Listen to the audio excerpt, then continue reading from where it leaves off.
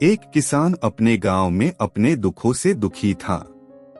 किसी ने उससे कहा कि तुम अपने दुखों के समाधान के लिए बुद्ध की शरण में जाओ, जो कि कुछ दिनों के लिए आए हैं और यहाँ से कुछ दूर गांव में ठहरे हुए हैं। निश्चित ही वह तुम्हारे सभी दुखों का समाधान कर देंगे।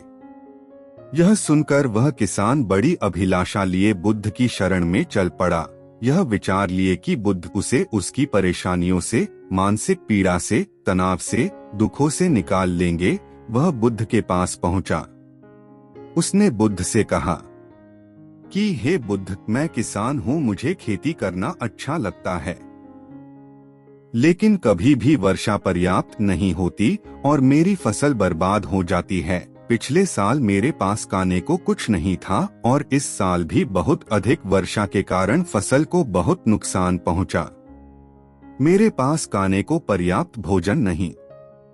किसान ने कहा, मैं विवाहित हूँ, मेरी पत्नी मेरा ध्यान रखती है, मैं उससे प्रेम करता हूँ, पर वो कई बार मुझे बहुत परेशान कर देती है। घर में बहुत कलेश हो जाता है, जिससे मैं ये सोचने लगता हूँ कि ये मेरे जीवन में ना आई होती तो अच्छा होता। मेरे 2 बच्चे भी हैं। कई बार मेरे बच्चे भी मेरी अनादर और अवहेलना कर देते हैं, मेरी बातों का पालन नहीं करते। किसान अपने दुखी जीवन की तमाम ऐसी बातें लगातार बुद्ध को बताए जा रहा होता है। बुद्ध ध्यानपूर्वक उस दुखी किसान की समस्याएं सुनते रहे। जीवन की तमाम समस्याएं बताने के बाद जब कुछ मन हल्का हुआ तो वह चुप हो गया। अब उसके पास कुछ अन्य समस्या बतानी शेष नहीं थी। वो अब शांत बैठकर बुद्ध की ओर देख रहा था और समस्याओं का उपाय पाने के लिए बुद्ध के जवाब का इंतजार कर रहा था। किंतु बुद्ध मौन थे। किसान फिर बोला कि हे बुद्ध, मैं आपकी शरण में आया हूँ, कृपया मेरे जीवन की इन समस्याओं का समाधान करें। बुद्ध ने कहा, मैं तुम्हारी कोई सहायता नहीं कर सकता। किसान ने अचंभित होकर कहा, अरे ये क्या कह रहे हैं आप? सभी कहते हैं कि आप सभी के दुखों का समाधान निकालते हो, तो क्या आप मेरे दुखों का निवारण नहीं करेंगे? इसलिए कि मैं एक गरीब किसान हूँ। बुद्ध ने कहा, सभी के जीवन में कठिनाइयां आती है। जीवन में दुख परेशानियों का आना स्वाभाविक है। मनुष्य के जीवन में उसके कर्म अनुसार अक्सर परिस्थितियों में बदलाव आता रहता है, जो सुख, दुख, निराशा, क्रोध का कारण बनती है। नए रिश्ते बनना, पुराने रिश्तों का बिगड़ना, रिश्तों में मिठास, कड़वाहट, यह सब सामान्य है। ये जीवन का हिस्सा है और यह जीवन का चक्र है। वास्तविकता यह है कि हम सबके जीवन में 83 तरह की कठिनाइयां हैं। तुम और हम इन कठिनाइयों का समाधान नहीं कर सकते, कोई भी नहीं कर सकता। जीवन और जीवन में बने रिश्ते कोई स्थिर नहीं है। एक दिन रिश्तेदार भी छोड़ जाएंगे और जीवन भी खत्म हो जाएगा। लेकिन ये समस्याएं जस की तस बनी रहेंगी, आज तुम्हारी जिंदगी में तो कल किसी और की जिंदगी में। इस पर किसान संयम खोकर क्रोधित हो जाता है और ऊंचे स्वर में बुद्ध से बोलता है कि सब बोलते हैं कि आप महात्मा हो, सिद्ध पुरुष हो, आत्मज्ञानी हो। मैं यहाँ इस विश्वास से आया था कि आप मेरी सहायता करोगे। अगर आप मेरी समस्याओं का समाधान ही नहीं कर सकते तो मेरा आना यहाँ व्यर्थ हुआ। सभी लोग झूठ बोलते हैं कि आप समस्याओं का समाधान करते हैं। आपने मेरी एक भी समस्या का समाधान ना किया। आपसे भले तो वो महात्मा है जो मेरे घर 2 वर्ष पहले आए थे। उन्होंने मेरे से यज्ञ कराया, दान दक्षिणा करवाई और मेरे मन को अपार शांति मिली। कुछ सुख भी आया, कुछ दुख भी कम हुए। लेकिन आपने तो मेरी किसी भी समस्या का समाधान ना निकाला। आपने तो सीधा मुझे मना कर दिया। बुद्ध ने कहा, क्या तुम्हारे वो सब करने से जीवन के सभी दुख समाप्त हो चुके हैं? इतना करने के बाद भी तुम अब इतने परेशान क्यों हो? अब तो पहले से भी अधिक दुखों से घिर गए हो। तात्पर्य यह है कि जीवन में दुख कभी समाप्त नहीं होते। किसान ने कहा, तो क्या मैं ये मान लूं कि आप मेरी कोई मदद नहीं कर सकते?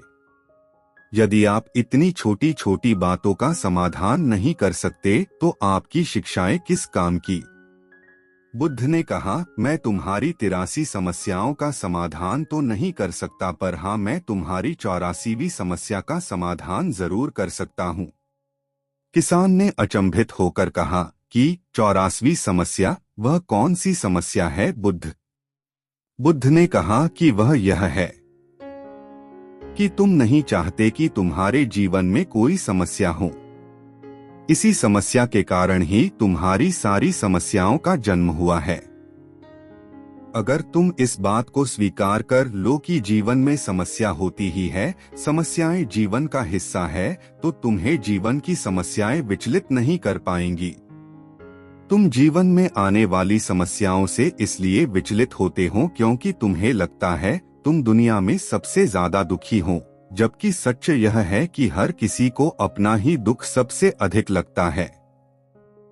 लेकिन जिस दिन से तुम यह समझना शुरू कर दोगे कि बाकी लोगों के मुकाबले मेरा दुख तो बहुत कम है, तब उस दिन से कोई भी दुख तुम्हें प्रभावित नहीं कर सकेगा। जब तक तुम ये चाहते रहोगे कि जीवन में कोई समस्या ना आए, मैं हर दुख तकलीफ से बचा रहूं, तो यह संभव नहीं। ऐसे में तो हर छोटे से छोटा दुख भी तुम्हें बेचैन कर देगा, तुम्हारी मानसिक शांति को भंग कर देगा। यदि तुम्हारे जीवन से कठिनाइयां बिल्कुल खत्म कर दी जाएं, तुम्हें रोज हर पल बिना दुख कठिनाइयों का जीवन जीने को मिले, तो तुम अधिक समय तक ऐसा जीवन जी ही नहीं पाओगे। एक समय ऐसा आएगा कि रोज वैसा जीवन जीकर तुम जिंदगी से पूरी तरह तंग आ जाओगे, बोर हो जाओगे। क्योंकि जीवन में हद से ज्यादा कोई भी चीज जीवन के लिए भयानक समस्या खड़ी कर देती है। आरामदायक जीवन जीकर मन और शरीर दोनों से अपंग हो जाओगे। तो क्या फायदा ऐसे जीवन का जो तुम्हें बाद में नर्क जैसा जीवन जीने पर मजबूर कर दे? जिस तरह खूब भूख लगने पर ही भोजन करने का और खूब प्यास लगने पर ही पानी पीने का असली आनंद प्राप्त होता है, ठीक वैसे ही जीवन की तमाम दुख परेशानियों को झेलने के बाद ही सुख का आनंद प्राप्त होता है। इसीलिए जीवन में अलग अलग प्रकार से अलग अलग रूप में सुख दुख आते ही रहते हैं। हम चाह कर भी जीवन से सुख दुख खत्म तो नहीं कर सकते, हाँ, लेकिन इनसे इतना ऊपर जरूर उठा जा सकता है कि कोई भी बड़ी से बड़ी समस्या मन को विचलित ना कर सके। इसके लिए आपने मन को शक्तिशाली बनाओ, संयम रखो, रोज ध्यान लगाओ, अध्यात्म ज्ञान प्राप्त करो। यही तुम्हारे जीवन की तमाम समस्याओं का समाधान है। इसी को जीवन की 84वीं समस्या का समाधान कहा गया है। महात्मा बुद्ध का यह अद्भुत ज्ञान प्राप्त कर किसान तृप्त हो गया, उसका मन पूरी तरह हल्का हो गया। जो परेशानियों का जो कौतूहल मन को परेशान कर रहा था वह शांत हो गया। किसान आंखें बंद कर आनंद को अनुभव करने लगा। किसान को सब समझ आ गया कि वो अब तक क्या गलती कर रहा था। किसान बुद्ध के चरणों में गिर गया।